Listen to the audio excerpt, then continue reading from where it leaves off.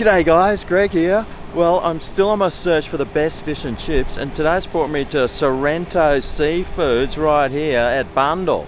So I'm going to go in, get their basic fish and chips, and well, compare it to the rest of them. Let's do it.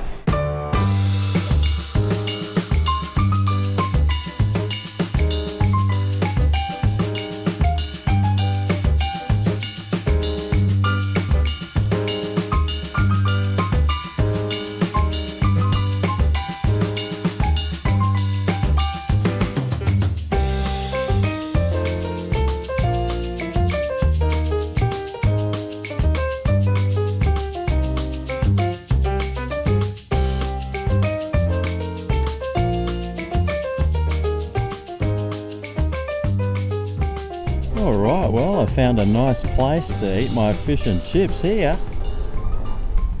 So let's suss it out.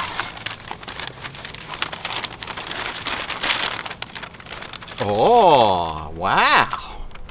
Gee, that's a pretty big piece of fish, that one. Now this fish and chips cost $10.50. Well, I mean, look at the size of that piece of fish. It's as big as a baby's arm. Now Sorrento Seafoods does have a 4.4 star rating, so we'll see what this is like. But these chips look pretty good. I asked for chicken salt and well, it looks like I got it. Yum.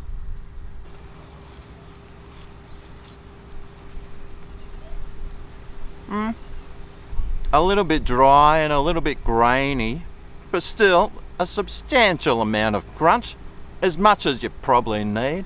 But let's look at this batter. Yeah, it looks really good. It looks really light and fluffy. And by the way, this fish today is Hokey. And he had some really nice looking fish actually inside there. If you like fresh fish, I'm pretty sure he does a good one. But this looks alright. Have a look at this. Wow, that's just really just flaking away nicely.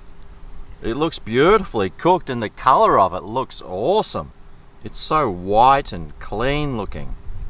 Now this batter actually looks really nice. Really nice and light. Really crunchy. Just seasoned perfectly too. Let's try some of this meat on the fish. The old Hokey. Hokey seems to just have that real light fish flavour, and this one here, wow. Yeah, it tastes pretty good. Let's try it all together.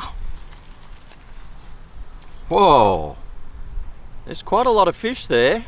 It's a pretty thick piece of fish too.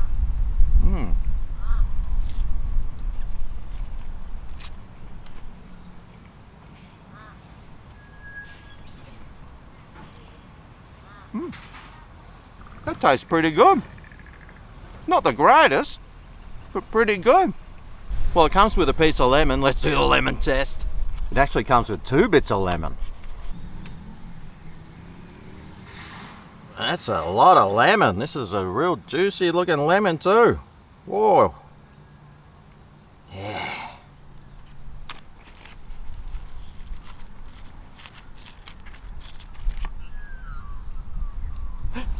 Falling apart on me. Oh.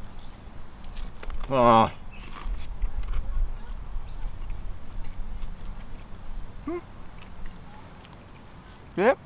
Adds a nice little bit of juiciness to that fish actually. I need some more chips. Yeah, not bad.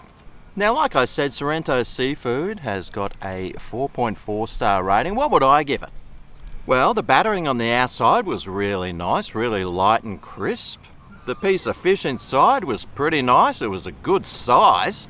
The chips, well, they were a bit grainy, and the portion size was pretty good, and you can probably feed 2 people with this amount of food.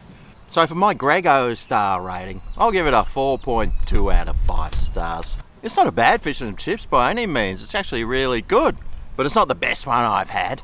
But I'm still on my search for the best fish and chips, so, well, we'll just keep looking, see if I can find it.